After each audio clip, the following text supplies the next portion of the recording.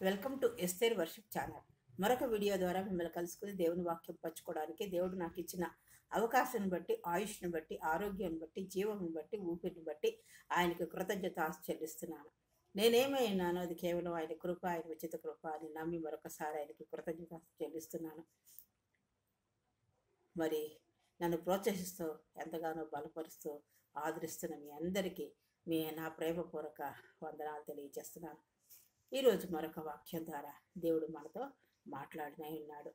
Mark సువార్త 1వ అధ్యాయము 35వ వచనము చదువుకొని మనం వీడియో స్టార్ట్ చేసుకుందాం. ఆయన పెందల కడనే లేచి ఇంకా నువ్వు బాగా చీకటి ఉండగానే బయలుదేరి అరణ్య ప్రదేశానికి వెళ్ళి అక్కడ ప్రార్థన చేయించుండను. ప్రార్థన చేసుకుందాం. అత్యంత మహాపరిశుద్ధులను, ప్రేమమయుడును, కృపామయుడును, దయామయుడైన ప్రభువా, మీ అపరంజి పాదములకు లెక్కలేని స్తుతులు, స్తోత్రాలు, వందనాలు చెల్లించుకుంటూ ఈ రాత్రికాల సమయంలో మీ పాద సన్నిధానానికి వచ్చిన నాయన ఈ వాక్యాన్ని వివరించడానికి నాకు జ్ఞానం సరిపోదు. మీ ఆత్మ నడిపింపు దయచేసి మాతో మాట్లాడి మా విశ్వాస జీవితంలో, ప్రార్థనా జీవితంలో ఎలాంటి ప్రాముఖ్యత కలిగి నడవల్లో మాకు మీరే బోధించి మహింపదమని యేసునామములో ప్రార్థించుకుంటున్నాం తండ్రి, ఆమేన్. మార్కు సువార్తలో ఏమంటున్నాడంటే, యేసుక్రీస్తు ప్రభువారు ఆయన పెందలక్కడనే లేచి ఇంకనూ చీకటి ఉండగానే బయలుదేరి అరణ్య ప్రదేశానికి వెళ్ళి అక్కడ ప్రార్థన చేయుచుండెను. ఈ వాక్యాన్ని గురించి కొద్దిగా వివరించడానికి ముందుగా మనం మార్కు గురించి కొన్ని విషయాలు తెలుసుకుందాం. ఈ అపొస్తలుడైన పౌలు మరియు ఈయన పితరుల సహచరుడు మాట. అపొస్తలుడైన పౌలుకి మరియు బర్నబాకి కూడా ఆయన సహాయకుడని తెలియజేస్తోంది చరిత్ర. మరియు క్రొత్త నిబంధనలో ప్రస్తావించబడిన తొలి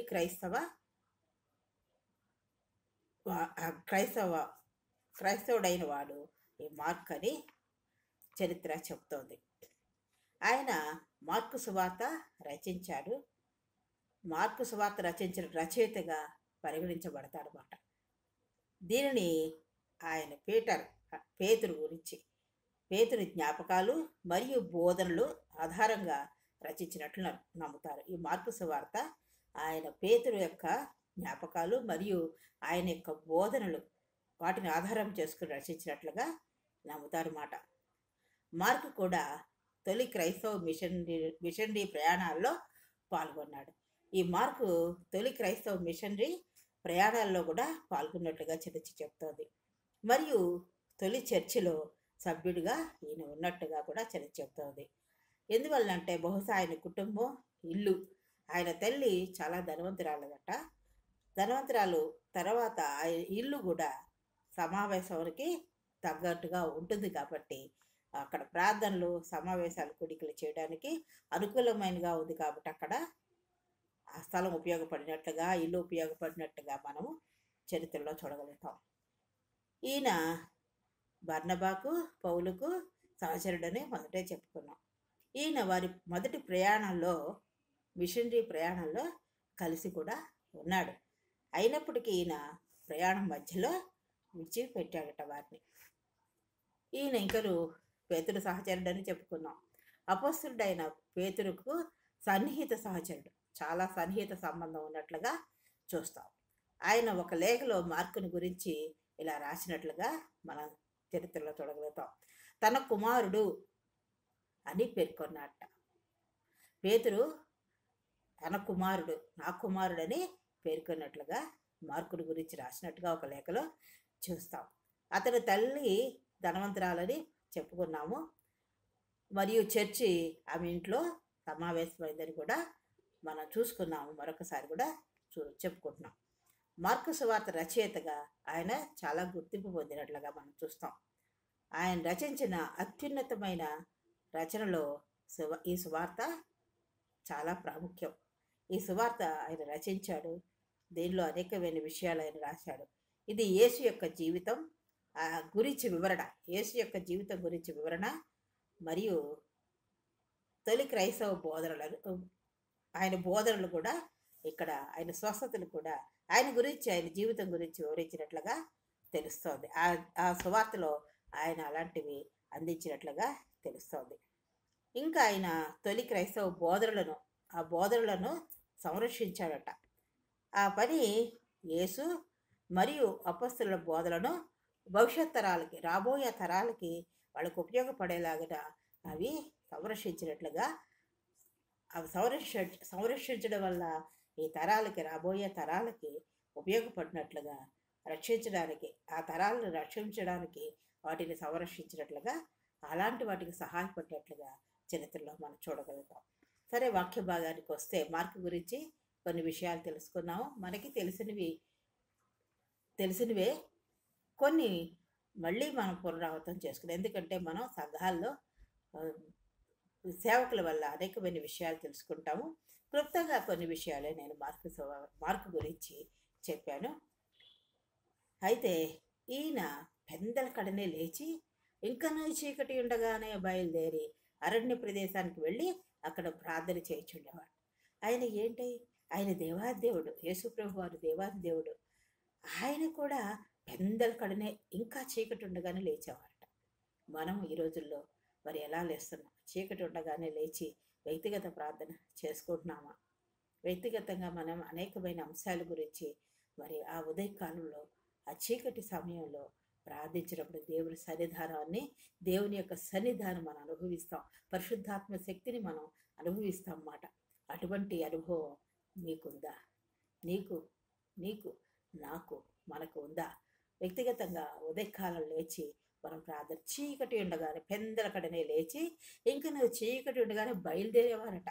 ఎక్కడికి? మళ్ళీ ఇంట్లో మంచం మీద కూర్చునో కింద మోకరిల్లో కాదు, పెందల కడనే లేచి బయలుదేరి అరణ్య ప్రదేశానికి. అరణ్యం ఎలా ఉంటుంది? ఆ కటికి చీకట్లో చెట్లు, చేపలు, మరి ఏవి ఎక్కడ ఉంటాయో, పురుగులు పుట్ర ఉన్న అరణ్య ప్రదేశానికి వెళ్ళి ఆయన అక్కడ ప్రార్థన చేయించున్నట్టుగా చూస్తున్నాం. ఈ లోకానికి తను పంపిన తండ్రి అయిన దేవుని యొక్క పనులు, ఆయన పట్ల ఆయన ఏమేం చేయాలని ఆశించారో మరి అవన్నీ నెరవేర్చడానికి ఆయన ప్రాధాన్యత ఇచ్చినట్టుగా చూస్తున్నాం. మరి పెందల కడే లేచే అనుభవం మనందరికీ ఉందా? ప్రార్థించడానికి మనకు అనుభవం ఉందా? ప్రార్థనకి ప్రాధాన్యత ఇస్తున్నామా? ఏకాంత ప్రదేశానికి వెళ్ళి మనం ప్రార్థన చేస్తున్నామా? అంటే అరణ్యాలకు వెళ్ళమని కాదు, మన ఇంట్లోనే మరి అందరు పడుకున్నా కూడా మనం ఉదయకాలం లేచి ప్రార్థన చేసుకునే అనుభవం. మరి నేను ఆపరేషన్ అవ్వక ముందు వరకు కూడా నేను ఉదయకాలం లేచి ప్రార్థన చేసుకునేదాన్ని. వ్యక్తిగతంగా అనేకమైన విషయాలు నేను ప్రార్థన చేసుకునేదాన్ని. ప్రార్థన ద్వారా ఎన్నో జయాలు నేను పొందాను. అయితే ఈ మధ్యలో మందులు వేసుకోవడం వల్ల ఉదయకాలంనే మెలకు వస్తుంది. కొంచెంసేపు మనసులో ఆయన ధ్యానించుకుని మళ్ళీ పడుకుంటున్నాను. లేచిన తర్వాత మళ్ళీ ప్రార్థన చేసుకుంటున్నాను. మరి ప్రార్థనకి ప్రాధాన్యత ఇస్తున్నాము. ప్రార్థన అపజయాలు నుండి మనల్ని విడిపించి విజయం ఇస్తుంది. ఏకాంత ప్రార్థనలో మనం ఆయన సన్నిధానం అనుభవించినప్పుడు మన హృదయంలో ఒక తేలికమైన జవాబు దేవుడు ఇచ్చాడని మనము ఎంతో అనుభవం పొందుతాం. ఆ వ్యక్తిగత సమయం దేవుల్లో గడిపినప్పుడు మనకి ఎంతో ఆదరణ వస్తుంది. ఆయన మనకి ఒక మాదిరి చూపించారు. ఆయన లేచి ఆ టైంలో ప్రార్థన చేసుకోవాల్సిన అవసరమో లేదు. ఆయన దేవాది దేవుడు. నా గురించి, మన గురించి మాదిరి చూపించడానికి. అంత మాత్రమే కాకుండా ఈ లోకంలో ఉన్న ఆయన శిలువ ప్రయాణంలో జయం పొందడానికి, బలం పొందడానికి, మరియు శక్తి పొందడానికి, అవమానాన్ని భరించడానికి, ఆ లేనప్పటికీ అవన్నీ భరించడానికి, దూషించిన వారిని క్షమించడానికి, మరి శిరస్సు నుండి కాలు వరకు గాయపరచబడి నలగొట్టబడి నా కొరకు చిందించిన రక్తాన్ని, ఆ త్యాగం మరియు నిబద్ధత, ఒక క్రమమైన దేని గురించి వచ్చారో ఆ పని మీద ఆయన దృష్టి పెట్టి, ఈ లోక సంబంధమైన వాటి మీద కాకుండా త్యాగం చేశారాయన. మరియు నిబద్ధత, ఒక దేని గురించి వచ్చారో ఆ నిబంధన, లేకపోతే అది అనుసరించి జయం పొందడానికి ఆయన ఒక మాదిరి చూపించినట్టుగా చూస్తున్నాం. రక్షణ సందేశాన్ని ప్రకటించారు. మార్కు సువార్తలో ఆయన ఎంతో బిజీగా ఉన్నారు. మత్తయి సువార్తలోనే ఆయన సేవ ప్రారంభించారు. ఎంతో రోగులను స్వస్థపరిచారు, అనేకులను స్వస్థపరిచారు. అనేక మంది ఆయన దగ్గరికి వచ్చేవారు. నానా విధమైన రోగములతో బాధపడుతున్న వారు, పీడింపబడుతున్న వారు వచ్చినప్పుడు ఆయన వారిని గురించి వాళ్ళకు ప్రార్థన చేసి స్వస్థత ఇచ్చారు. ఎంతో బిజీ షెడ్యూల్ ఆయనది, ఎంతో బిజీ మాట. అనేక మందికి బోధనలు చేయడం, స్వస్థతలు చేయడం, అంత ఇదిలో కూడా ఆయన శరీరాన్ని నలగొట్టుకొని అరణ్య ప్రదేశానికి పెందల కడనే లేచి ఆ చీకటి సమయంలో ఏకాంత ప్రదేశానికి వెళ్ళి ఆ వ్యక్తిగత సమయం దేవుని సన్నిధానంలో ఆయన గడిపినట్లుగా మనందరికీ ఒక మాదిరి చూపించినట్లుగా మనం చూస్తున్నాం. మరి మనం ఎలాగున్నాం? మనం ఇంకనూ మనం లేవలేని స్థితిలో ఉన్నామా? మరి మన పనుల గురించి మనం ఆలోచిస్తూ ఆ వ్యక్తిగత ప్రార్థన, కుటుంబ ప్రార్థన మనం పక్కకు పెడుతున్నామా? మనం పరిశీలించుకోవాలి. ఆయన మనకు మాదిరి చూపించారు. ఆయన అక్కడ మార్కు సువార్త, రక్షణ సువార్తని ప్రకటించారు. ఎంతో ప్రకటించారు. రక్షణ గురించి ప్రకటించారు. నానావిధ రోగులను స్వస్థపరిచారు. ఇన్ని చేసినా కూడా ఆయన తొందరగా లేచి పెందల కడలు లేచి ఆ ప్రార్థనకి ప్రాధాన్యత ఇచ్చారు. అందువల్ల ఆయన బలం పొందారు, శక్తి పొందారు. ఆ సమయాన్ని దేవుని సన్నిధిలో గడిపి ఆదరణ పొందినట్లుగా మనం చూస్తున్నాం. మరి మనం కూడా ఒక నిబద్ధత, మన ఈ టైంకి లేసారు నాయన ప్రార్థన చేసుకుంటాను, వ్యక్తిగతంగా ప్రార్థన చేస్తానని అన్నీ మనం పరీక్షించుకొని మనం ఒకవేళ చేస్తున్నామంటే దేవుని సంతోషం. మరి ఇంకా మనం చేయలేకపోతున్నామంటే మనం సరి చేసుకొని ఏకాంత సమయాన్ని ప్రార్థనకు ప్రాధాన్యత ఇచ్చే ఆ సమయాన్ని దేవుని సన్నిధిలో గడిపేలాగున దేవుడు మనందరినీ నడిపించుగాక. ప్రార్థన చేసుకుందాం. అత్యంత మహాపరిశుద్ధుడిని, ప్రేమమయుడు, కృపామయుడు, దయామయుడైన ప్రభువా, మీ అపరించి పాదములకు లెక్కలేని స్థుతులు, స్తోత్రాలు, వందనాలు చెల్లించుకుంటూ ఈ సాయంకాల రాత్రికాల సమయంలో మీ పాసంకి వచ్చిన నాయన మరి మార్కు గురించి కొన్ని విషయాలు క్లుప్తంగా మాకు వివరించారు ప్రభా.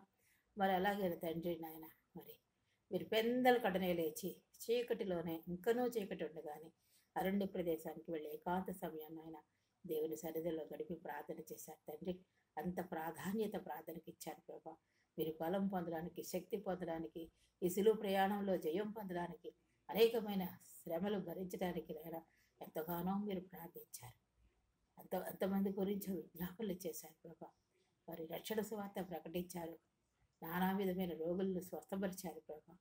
మరి తండ్రి నాయన, మీరు ప్రతిదీ మాకు మాదిరిగా ఇచ్చి, మాదిరి చూపించి, ఆ క్రియలు చేసి నాయన, మరి మేము కూడా అట్టి ప్రకారం విశ్వాస జీవితంలో క్రియాపూర్వకంగా ముందుకు సాగాలని మీరు మాకు నేర్పించిన విధానం బట్టి మీకే వందనాలు, స్తోత్రాలు చెల్లించుకుంటూ మీ ప్రియకుమారుడు రక్షకుడైన యేసుక్రీస్తు వారికి నీ పదాలు పట్టుకుని అతి మిక్కులంగా ఇక్కడికి వచ్చినాం తండ్రి. ఆమేన్. నన్ను ఎంతగానో ప్రోత్సహిస్తూ బలపరుస్తూ ఆదరిస్తున్నందుకు మీ అందరికీ వందనాలు. మరి అలాగే నన్ను ప్రోత్సహించి బలపరచాలని కోరుతున్నాను. మీ అందరి ఆదరణకు నేను శిరస్సు ఉంచి వందనాలు తెలియజేస్తున్నాను. మరి అటువంటి మీ గురించి, మీ కుటుంబాల గురించి మేము ప్రార్థన చేస్తున్నాం.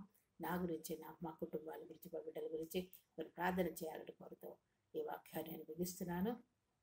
నన్ను ఎంతగానో బలపరుస్తున్న మీ అందరికీ శిరస్సు ఉంచి మరొకసారి నా వందనాలు తెలియజేసుకుంటూ వీడియోను ముగిస్తున్నాను. దేవుడు మిమ్మల్ని అందరినీ